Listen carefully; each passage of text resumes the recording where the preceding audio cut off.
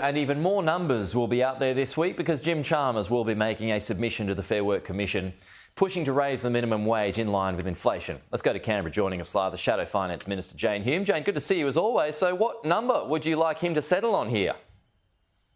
Well, as you know, Pete, the Fair Work Commission is an independent body and it will make its decision on the minimum wage, taking into account a huge amount of data that it prepares and also that is submitted to it by interested parties, including the government. The difference here, of course, is that the Labor government, at its last submission, also made a recommendation as to what it wanted to see the minimum wage go to, because it said that it wanted to keep wages in line with inflation and not see real wages go backwards. Now, of course, the Coalition wants to see sustainable growing wages in Australia, but of course we want to make sure that they are backed up by both productivity and economic growth, because quite frankly, unless wages are sustainably supported by productivity with economic growth, it's going to make it harder and harder to keep inflation under control. The Labor government wants minimum wages to go higher as a cost of living measure, but quite frankly, the only way you can sustainably make sure that those higher wages aren't eaten up by inflation is to get inflation under control. And we still have some of the highest inflation in the developed world, and that's because Labor have failed in their quest to bring inflation down faster. If we are guided by the lower level of the forecast CPI, that will put it somewhere around 3 to 4%, would that be inflationary in your view? Well, that's not a decision for the Coalition to make. That's a decision for the Fair Work Commission to make. But in your experience, I mean, you're going through all the numbers. You're going through the numbers. Well, what we want to see, what we want to see is the government get inflation under control, and it has the power to do that with the levers that it has at its disposal. Its fiscal policy levers, in particular, have been underutilised in the quest to bring inflation down.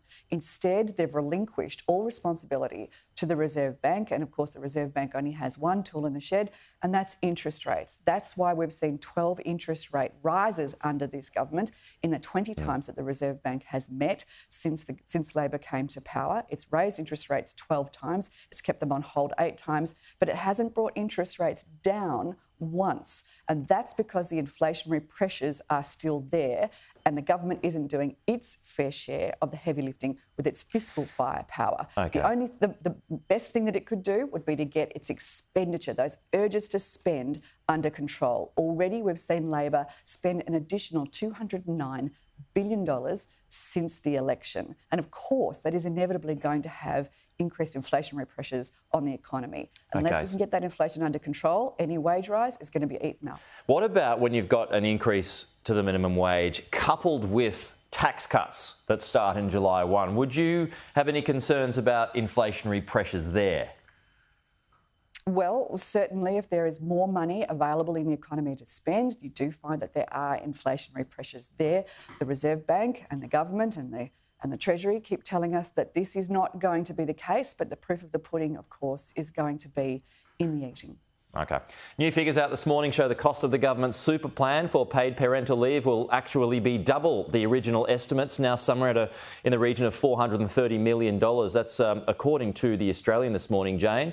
The government will, I presume, confirm this on budget night, but your thoughts on that figure? Well, I can't understand why they're going to confirm it on budget night, why they haven't come clean about the cost of this policy when it was announced. I mean, let's face it, Katie Gallagher, who announced the policy, is not just the Minister for Women, she's also the Minister for Finance. So it's inconceivable that she doesn't know exactly what this policy costs. We have said that we will support super on paid parental leave. In fact, it was a policy that we took to both the 2010 and 2013 elections. Back then, we were told by the Labor Party that it was a gold-plated option. Well, now they seem to have come to the party, but they haven't come clean on exactly what it's going to cost. While we support the policy, that's certainly not giving the government a blank cheque. $430 billion in its first year alone suggests that over the forwards it might cost around $2 billion. I would be very interested to see if that is the case. OK, just a final one here on Newspoll. Government's heading for minority next election. Would that mean a chaotic term? Well, always, as we've seen in the past, that when Labor goes into minority and has to get in bed with the Greens, it can create an extraordinarily chaotic circumstance. And we wouldn't want to see that happen again.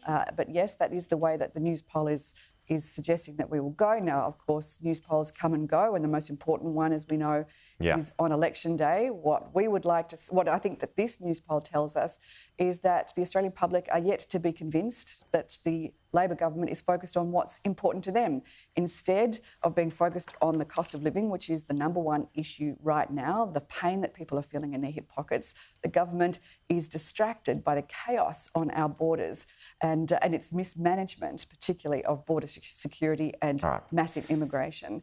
And for that reason alone, I think that it suggests that this is a government that has the wrong priorities, and the Australian public are telling them so. Jane Hume, thank you. We'll talk to you soon.